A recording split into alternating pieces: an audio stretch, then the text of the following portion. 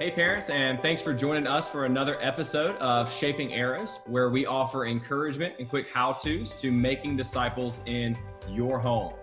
This week, we are excited to welcome Jason Azzarello, who is our regional campus pastor, with us. Thanks for being here, Jason. We're excited to be able to talk about something that is relative to really every person, but I think specifically to parents in maybe a more specific way today, as we talk about self-care and our emotional health and what does that look like.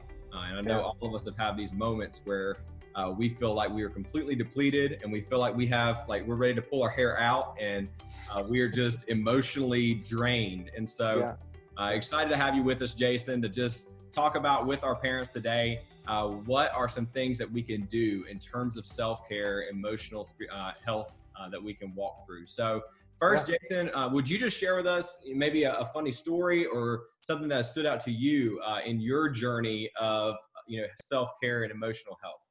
Yeah, man, I'm so happy to be here. Glad to just kind of be a part of the kids ministry, and I think you guys are just doing an incredible job. I know our family's benefited from it, even though we really only have one more who's in kind of this life stage, and we've got a Route 56, and we've got a middle school, high schooler.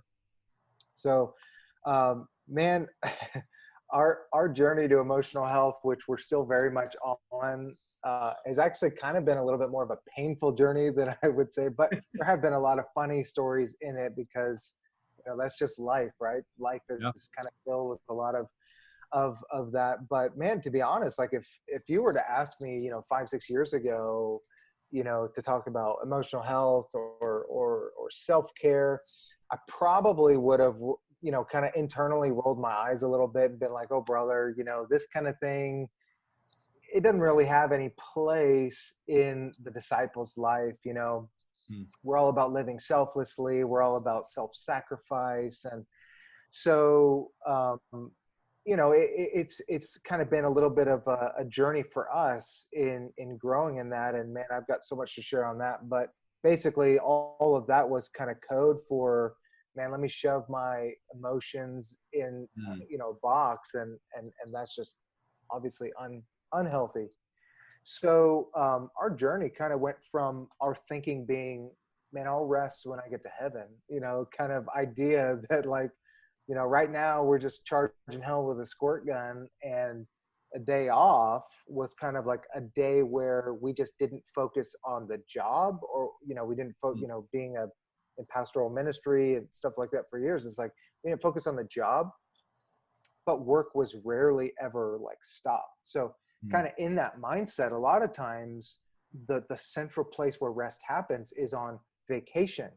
And man, like if you've got 4 kids and you're trying to like, you're trying to like fill up your tank, right? You're trying to fill up your emotional tank, your physical tank, you're trying to get rest, you're trying to get your emotional tank. I would bring books, all this kind of stuff, all tons of books on vacations, thinking that I would be able to get all of these things done. It's like, what could go wrong? Yeah. And we were just as rushed, just as hurried, and just as stressed out, So, my wife and I, several years ago now, we took our kids to the San Diego area to go to Legoland. And, my brother's family, my older brother, Dan, his family's there, my sister, Kelly, her family's there, my parents are there, so, I mean, that's a whole nother topic of like, do you vacation with your family all the time or not? But anyways, so we're trying to we have these huge expectations. This is going to be extremely restful, and we're going to be like super engaged with our kids and all that kind of stuff. So, we purchased the ticket, budget tickets, so we could, save up our pennies. We got our budget tickets down, and we got to San Diego. We're staying at my uncle's super nice house there. And well, Poway, where he lived, is about 45 miles from Carlsbad, which is where Legoland was. So we're driving, and we're in a rush to get there, to shove breakfast in our mouth, to kind of enjoy. We got to be there from the very beginning. We got to stay to the very end. And man, we get there, and I'm like, well, okay, hon, kids are a little bit younger. I'm like, why don't you give me the tickets, and then I'll help them get checked in. I'll help them get scanned in. She kind of gives me that like death look, like, I thought you had the tickets. and I'm like checking every pocket, trying to figure out where these tickets are at. And man, we left them at my uncle's house. So Mm. we had to tell our kids, hop back in the car. We got to drive 45 minutes back to Poway, Oh man. 45 minutes back to Carlsbad. And that was probably like the lowest 2 hours of my life as a father, as I'm trying to like, where's the silver lining in all this? And where's, all the, teaching them on forgiveness and patience and all that kind of stuff. And man, as our understanding of emotional health and self-care has really grown, like we've come to realize that if you don't have a built-in rhythm of self-care and rest into your daily and weekly rhythms, man, you will probably not be able to find that in a week or two off. You're not Yeah. going to find that very restful. So that's just been a little bit of our journey kind of and it is a journey. It's definitely not a quick fix, but just kind of starting with understanding, like you've got to start building that into the day to day. Yeah. I love what you said too, of like, man, the thought process can be for some of us as parents as that is selfish. Yeah, For us right. to take time on our own, for us to take time away from our kids, that we feel selfish for it, but it's not necessarily a selfish thing. And so, as we move on, man, what's a couple of resources that you would say, hey, these are a couple of things that you need to check out as a parent that you need to read? Yeah, actually, the first book and the one that I think is like the primer, and I know you've read this, but Emotionally Healthy Spirituality, Pete Scazzero. Somebody gave me that book, and I sort of let it sit. Like I just didn't know what to do with it. I was like, what category do I put this in? Is this theology? Is this, what is this? And man, I cracked that thing open, and I've read it now 3 times because I feel like every time I'm just gleaning more. But there's a quote in it that he gives from a theologian named Parker Palmer, and he says this: self-care is never a selfish act. It is simply good stewardship of the only gift I have, the gift I was put on earth to offer others.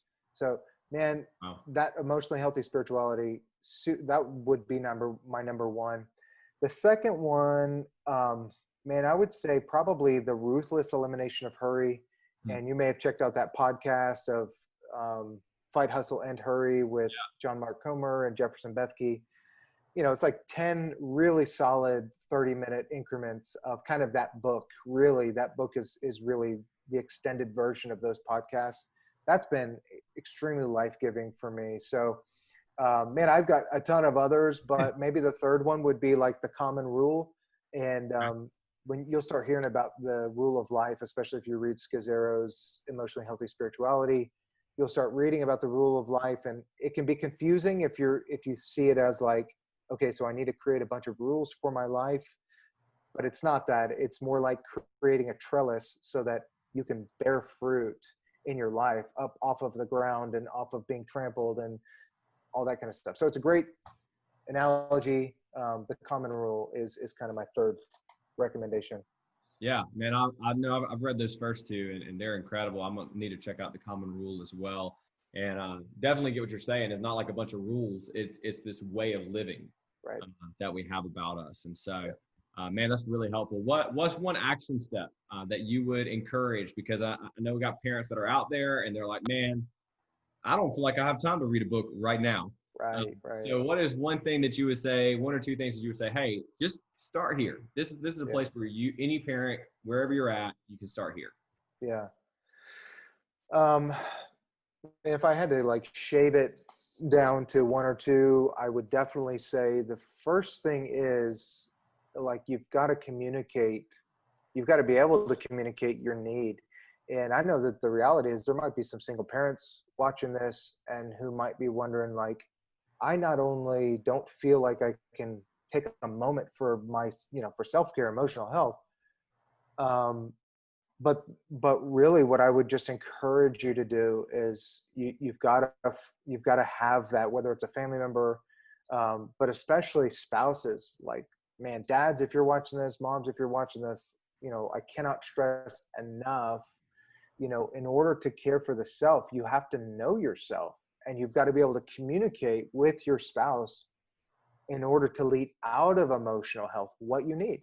So that means, like, my wife and I, we have a business meeting every week where we talk about what we need for the week. And it's not out of selfishness. It's out of love.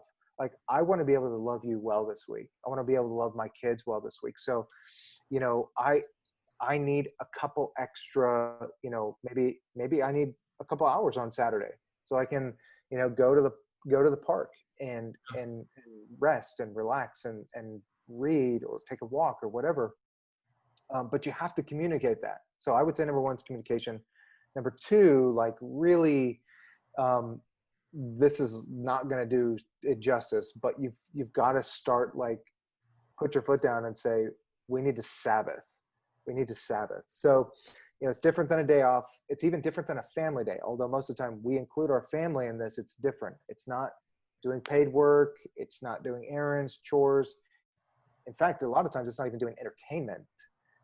It's one of the, it's funny because we've, like, totally all but forsaken Sabbath. And I'm speaking from my journey, but man, that's right it's one of the 10 commandments. In fact, it's like the longest, of the 10 commandments, repeated again in Deuteronomy. So there's a ton to it, but I would encourage you, as you're kind of pressing into some of these resources, make a definitive act towards Sabbathing. Yeah, man, that's really helpful. I think understanding what a Sabbath is. I know Scazzero talks about that. I'm pretty sure in his book as well. But understanding what a Sabbath is, stopping, delighting in the Lord, resting. And so I think that's super helpful. Maybe you're a parent out there and you hear that, and you're like, man, this week I need to take a day. I need to Sabbath, do something with my family in a way that we worship the Lord and we rest together. And that may be a great place to starting with communication. So Jason, thank you so much for being with us. And man, parents, we would ask you guys, like, what are the things that Jason mentioned that maybe were challenging to you, or something that you're like, hey, I want to check this out, or I want to start this, or try this in my family. We'd encourage you to comment in the comments below.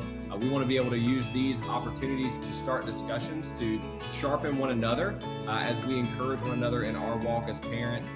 Parenting, again, it's not perfection, but there is progress to be made. And so we want to see progress as we grow in these things, as we train up our children to love the gospel and to live out of that. Jason, again, thank you for your time today.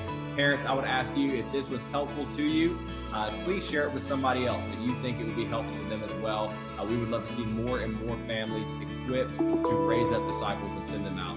Thanks again for being with us. We'll see you next week.